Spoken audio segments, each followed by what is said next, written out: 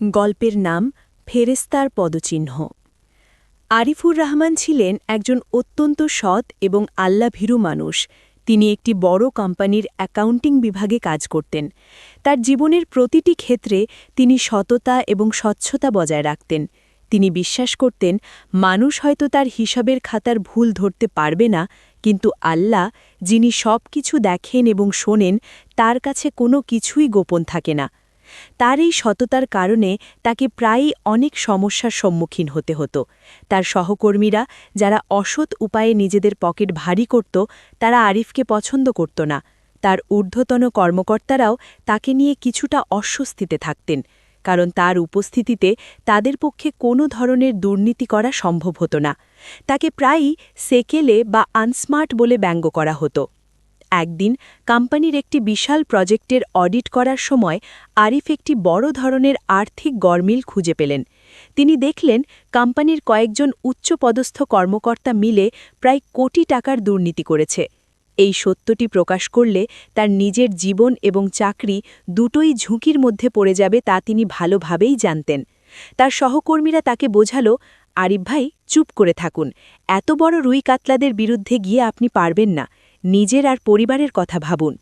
সেই রাতে আরিফ ঘুমাতে পারলেন না। তার সামনে ছিল দুটি পথ, একটি হল দুনিয়ার নিরাপত্তা এবং নিশ্চিন্ত জীবন, অন্যটি হল আখেরাতের সফলতা এবং আল্লাহের সন্তুষ্টি। তিনি জায়নামাজে বসে আল্লাহর কাছে সাহায্য চাইলেন। হে আল্লাহ, আমি দুর্বল, কিন্তু তুমি তো শক্তিশালী।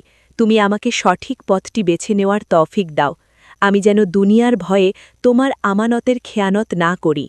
অনেক চিন্তাভাবনার পর আরিফ তার ঈমানের পথটিকেই বেছে নিলেন। তিনি সিদ্ধান্ত নিলেন, তিনি সত্য প্রকাশ করবেন, ফলাফল যাই হোক না কেন। তিনি তার সমস্ত প্রমাণ একত্রিত করে কোম্পানির চেয়ারম্যানের কাছে একটি বিস্তারিত রিপোর্ট জমা দিলেন। যা আশঙ্কা করা হয়েছিল তাই ঘটল। কোম্পানির সেই দুর্নীতিগ্রস্ত কর্মকর্তারা অত্যন্ত প্রভাবশালী ছিলেন। তারা তাদের ক্ষমতা ব্যবহার করে আরিফকেই উল্টো ভাসিয়ে দিল। তারা প্রমাণ করে দিল যে আরিফই এই দুর্নীতির সাথে জড়িত এবং ধরা পড়ার ভয়ে সে এখন অন্যদের ওপর দোষ চাপাচ্ছে।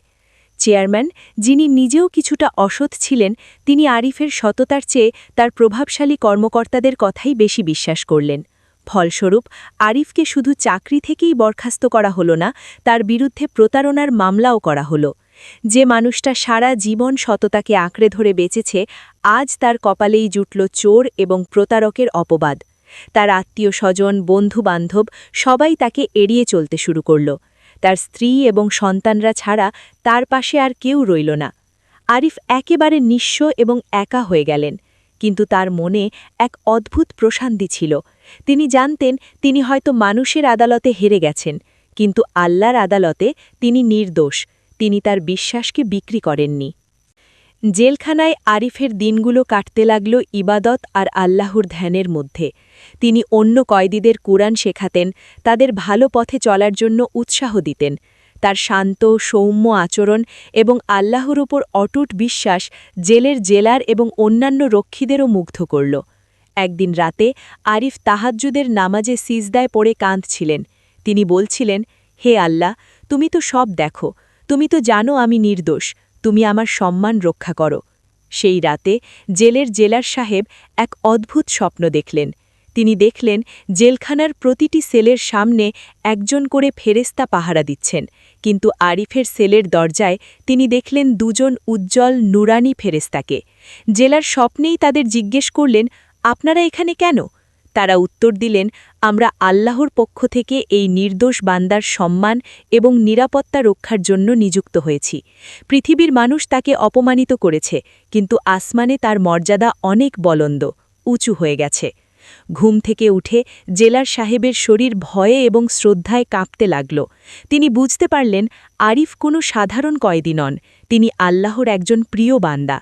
পরদিন সকালে তিনি তার মামলার ফাইলটি আবার নতুন করে খতিয়ে দেখার সিদ্ধান্ত নিলেন। তিনি তার নিজের কিছু বিশ্বস্ত লোক লাগিয়ে গোপনে তদন্ত শুরু করলেন। আল্লাহর পরিকল্পনা বোঝা মানুষের পক্ষে অসম্ভব। সেই দুর্নীতিগ্রস্ত কর্মকর্তাদের মধ্যে একজন, যে ছিল সবচেয়ে কম দোষী এবং যার মনে কিছুটা অনুশোচনা ছিল, সে হঠাৎ করেই এক মারাত্মক রোগে আক্রান্ত হল।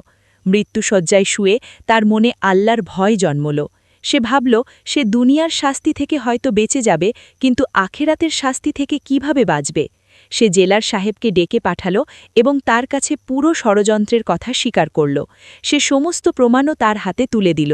এই স্বীকারোক্তি এবং জেলার সাহেবের নিজস্ব তদন্তের রিপোর্টের ভিত্তিতে মামলাটি আবার নতুন করে চালু হল। খুব অল্প সময়ের মধ্যেই সত্য প্রকাশিত হল। আসল অপরাধীরা ধরা পড়ল এবং তাদের কঠোর শাস্তি হল। আরিফকে সসম্মানে জেল থেকে মুক্তি দেওয়া হল। যে কোম্পানির চেয়ারম্যান তাকে অন্যায়ভাবে বরখাস্ত করেছিলেন, তিনি নিজে এসে তার কাছে ক্ষমা চাইলেন এবং তাকে আগের চেয়েও বড় পদে যোগ দেওয়ার জন্য অনুরোধ করলেন। আরিফ যখন জেল থেকে মুক্তি পেয়ে বাড়ি ফিরছিলেন, তখন শত শত মানুষ তাকে স্বাগত জানানোর জন্য রাস্তায় দাঁড়িয়েছিল। তার সততার কথা তখন সারা শহরে ছড়িয়ে পড়েছে।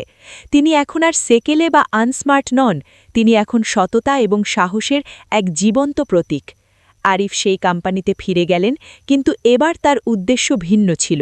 তিনি কোম্পানির ভেতর থেকে সমস্ত দুর্নীতি দূর করার জন্য কাজ শুরু করলেন এবং সেখানে একটি সৎ এবং স্বচ্ছ কাজের পরিবেশ তৈরি করলেন।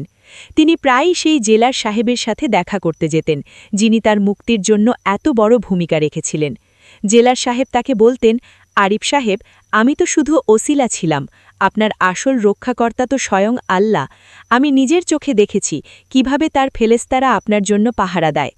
আরিফ এখন তার জীবনে আল্লাহর হস্তক্ষেপকে খুব কাছ থেকে অনুভব করতে পারেন। তিনি বুঝেছেন, যে ব্যক্তি শুধু আল্লাহর সন্তুষ্টির জন্য সত্য এবং সততার পথে অবিচল থাকে, দুনিয়ার সমস্ত শক্তি মিলেও তার কোনো ক্ষতি করতে পারে না। সাময়িকভাবে সে হয়তো অপমানিত বা পরাজিত হতে পারে, কিন্তু শেষ পর্যন্ত আল্লাহই তার সম্মানকে রক্ষা করেন এবং তাকে এমনভাবে পুরস্কৃত করেন যা সে কখনো কল্পনা করে না। তার গল্পটা শিখিয়ে দিল যে সততার পথ হয়তো কঠিন এবং কণ্টকাকীর্ণ, কিন্তু সেই পথেই আল্লাহর সাহায্য এবং রহমত বর্ষিত হয়। মানুষের আদালতে বিচার ভুল হতে পারে, কিন্তু আল্লাহর আদালতে বিচার সব সময়ই নিখুঁত। আর যে বান্দার পাহারাদার স্বয়ং আল্লাহর ফেরেশতারা হয়ে যান, তার চেয়ে নিরাপদ এবং সম্মানিত এই পৃথিবীতে আর কে হতে পারে।